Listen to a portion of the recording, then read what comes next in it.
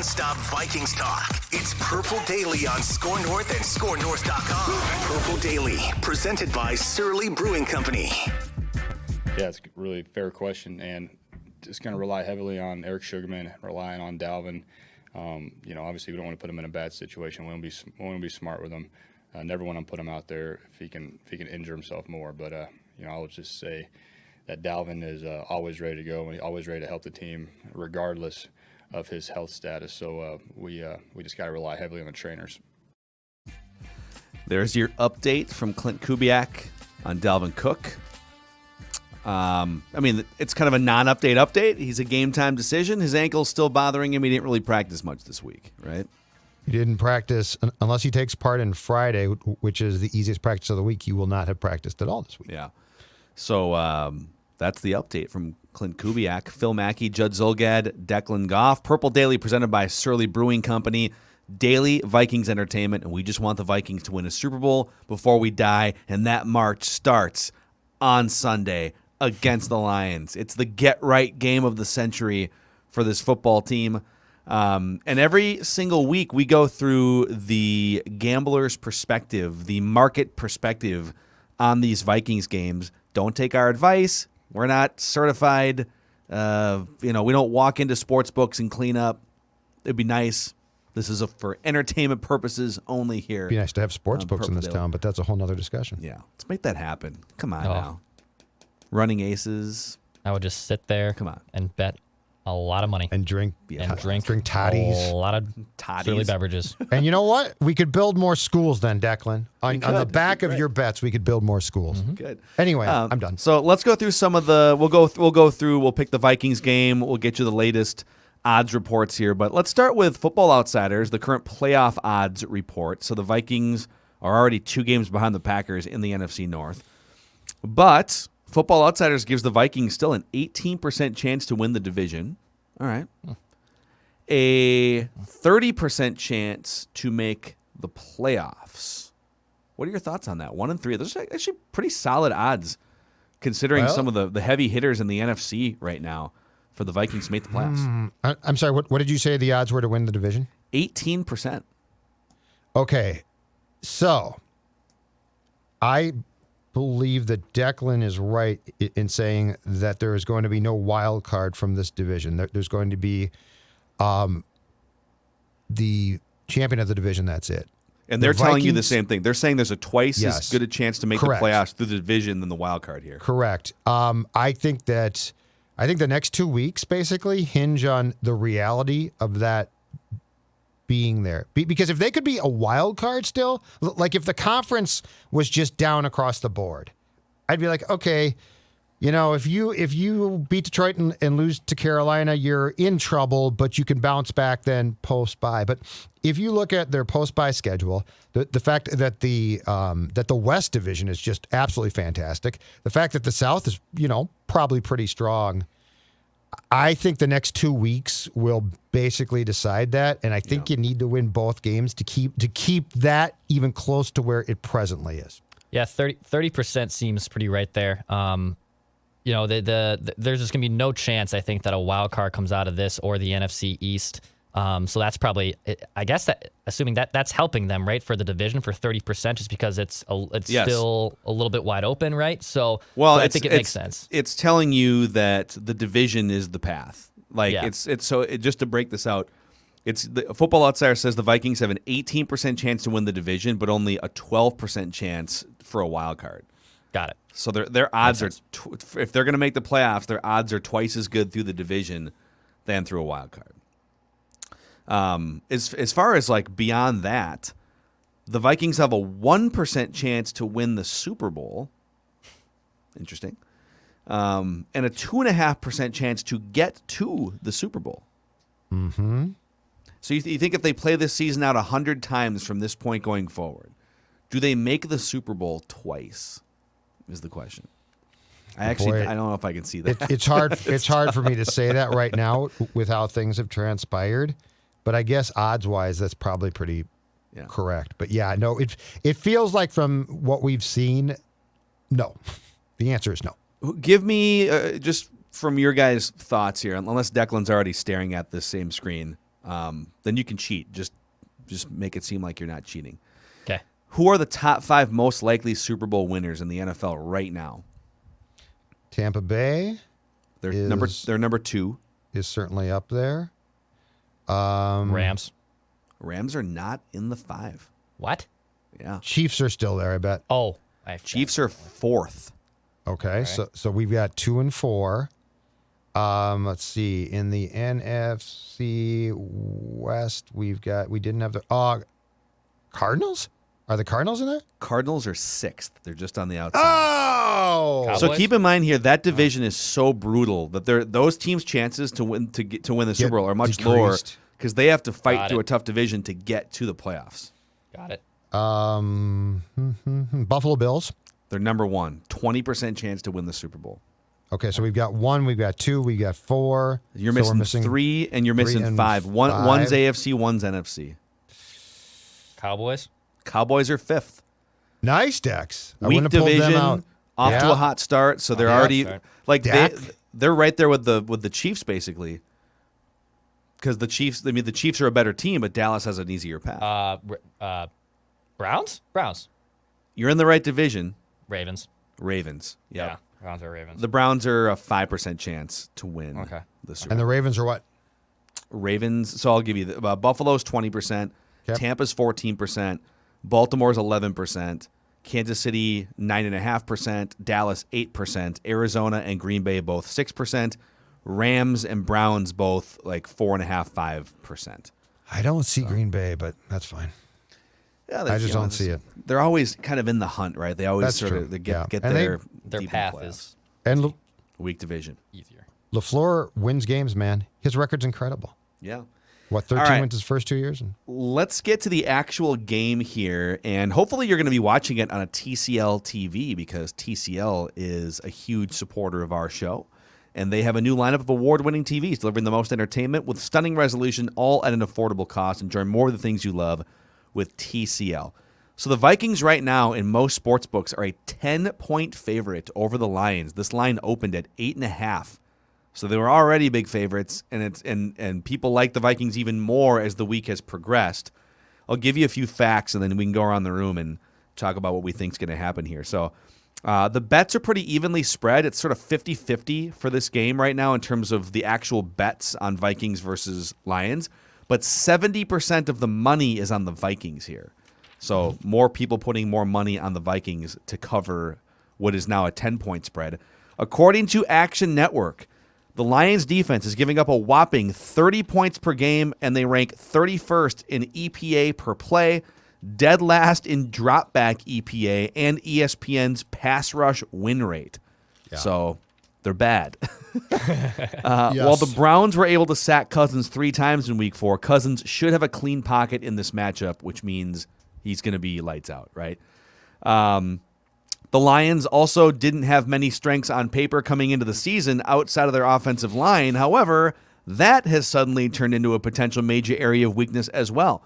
Pro Bowl center Frank Ragnow will now join starting left tackle Taylor Decker on IR, while first-round draft pick tackle Penei Sewell may also have to miss this week as well. So they're going to be pretty much it's already a bad team, and they're going to be mostly playing backups along the offensive line. Mike Zimmer is generally good against the spread after a loss, especially at home. He hits like 65-70% against the spread coming off a loss. So what do you guys think? Let's go, because this is such a wide spread. Will they cover? Will they win by 10 points or more? And will they win, I guess, is another question here. Judd. They will win, and I will personally boo them if they do not cover the spread. I expect 14 points or more. Again, I gave you guys the stat earlier, but the Detroit Lions have trailed by 18 or more in 3 of their 4 games. All right? They have more injuries now than ever. Their defense is a complete mess. I believe their top rusher is now, or their top pass rusher is now out for the season. Their secondary is a mess. Justin Jefferson, KJ Osborne, or Thielen should be on a huge game. I think the Vikings win. They win by 14 or more, and I will personally boo the Vikings if they don't. This is the definition of a get well game. Yeah. And if you come out flat, that is totally on you. It's going to have, in my opinion, nothing to do with a thing that Detroit did right. The other thing, too, is you're going from Stafford, who actually had some good games here. Like, not all the time, but Matthew Stafford played some good games here. He didn't get flustered automatically by the noise in U.S. Bank Stadium. And now you're going to Jared Goff, who, when Sean McVay was his coach and he's playing for the Rams, he looked like he would have rather been in any building but this one. And so you're really telling me with an offensive line that has no left tackle, like they're going to have to put me at left tackle, that Jared Goff is not going to lay down and start crying? The Vikings should win huge here. They should win huge, but I think it's close, and so I don't think the Vikings cover. I think it's going to be close.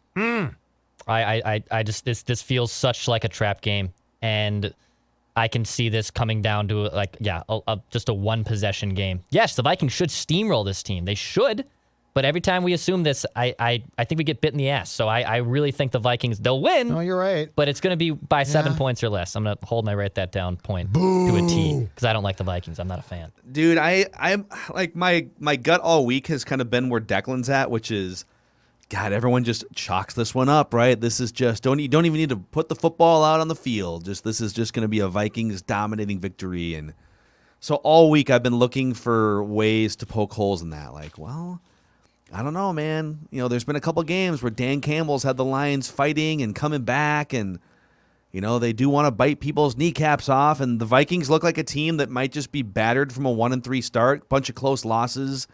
You know, could this thing just come unraveled? I don't think this is the week that happens. I've been trying to find ways to make it like, I don't know, this could be one of those weird trap games. It's not. It's not. The Vikings should win this game by 2 or 3 touchdowns. And you just lost. So it's not a trap game. Like you're not. You are right now 1-3 and have to win and essentially in some ways got embarrassed at home. Like you got physically done on both sides of the football. If you don't come out here and put the wood to Detroit, you're hopeless. Yeah, it just feels like if Detroit's not going to get pressure, and if Kirk Cousins has a protected, brick wall pocket for most of the game, he's going to dominate. Yeah. Kirk Cousins, noon game against a bad team that can't get pressure, like this is where Kirk Cousins and most quarterbacks, by the way, are going to shine in these moments. This is where Kirk Cousins throws for 3 or 4 touchdowns and 280, 300 yards. And then on the flip side, the fact that Danielle Hunter is going to get to face a bunch of backups all day and Everson Griffin, I mean, even with Michael Pierce probably out for an extended stretch, this should just be a get-right game. Excuse me, for the Vikings. Either way, I know what Judd's going to be drinking after this game's over. Oh, you know what? Yeah, let's see here. What will I go to my fridge and get when I get home on Sunday? Oh, I know, a Surly Furious, the best IPA in the state. I said this before. It's the best IPA in the entire region, and it's spreading throughout the country. And you know why? Because Surly is a delicious beer. It's fantastic. Now, all their beers are great. The Furious, though, it's my favorite, and it's what you should drink while watching the game on Sunday. The best part about it is you can drink it at home sitting on your couch, have the fridge stocked with them, or you can get Surly Furious at the game now all over the stadium as well. Enjoy the game with the Furious. And if the game's too close or the Vikings lose, you can combine a Surly Furious with being Furious too when you join us on our post-game show vent line. All right, the over-under for this game is 49. That's the total. So we've all kind of got our thoughts on who's going to win the game here. We think the Vikings are going to win. Judd and I think it's going to be a blowout. Dex thinks it's close. How high scoring will it be? Do you think they will do some math for me? 49, over or under? I'm going to go under because I think the Vikings defense will be in a position to hold Detroit down. The run defense have some pride, like just flat out have some pride. Just hold a team to 87 yards, okay? I don't like Goff much, and I think in this environment, I'll go back to what I said before, I think he probably collapses. And so I'm going to say that the Vikings put a beat down on Detroit, but there aren't that many total points scored because Detroit's not going to score. I go under on the total. I also am under. I think it's 27-20 is what I'm looking at, which is just underneath that 49.5. I think it's going to be close. I think the Vikings should put up a ton of points. It's going to be too close. I'm going to be sweating. It's not going to be fun. Man Campbell's going to bite some kneecaps off. 27-20 under. Yeah, I mean, this kind of feels like, so let's see here. I'm logged out. I was going to see what Number Fire had this because they're pretty accurate. This to me feels like the Vikings should score 30 points and do most of the work themselves. Like I could see like if it's like a 30 to 17, and they keep it under that way. I'm gonna say under, and the Lions maybe through like a backdoor touchdown make it close on that 49. But I'm thinking like 31 to 14, 31 to 17, kind of a deal. Yep. And just enough to be a little frustrated at the Vikings defense still. Like, why did you allow, 17 points to this garbage collection? Some props here on this game. Dalvin Cook, over or under 69.5 rushing yards. Action Network has this. Under. I don't play him, so under. If he does play, and you have to use him, I'm worried about that. For my own sake, just as far as my sanity, under. Under. I think that's going to be another Alexander Madison show, so I'm taking the under. I'm going to go over here. I feel like they're ready to use him. You get out there. Do you do what you need to do? They're going to use him. He's going to leave in a walking booth. Thanks, Phil.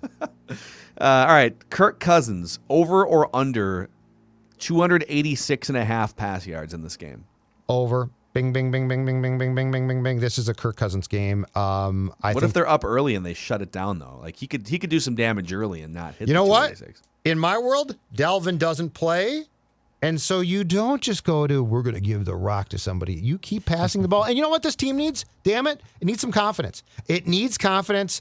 If you're up, I don't care. And it's Man Campbell. Run up the score. I love how over. In your world, you're like, well, when Dalvin's out, they'll just give the ball to Kirk. No, when Dalvin was out last time, they jammed the ball 26 times to Alexander Madison. Right, but it was a game plan that I actually thought was smarter, and it felt like Kirk was far more in control. No, you know what, Clint Kubiak? You do you. Run up the score.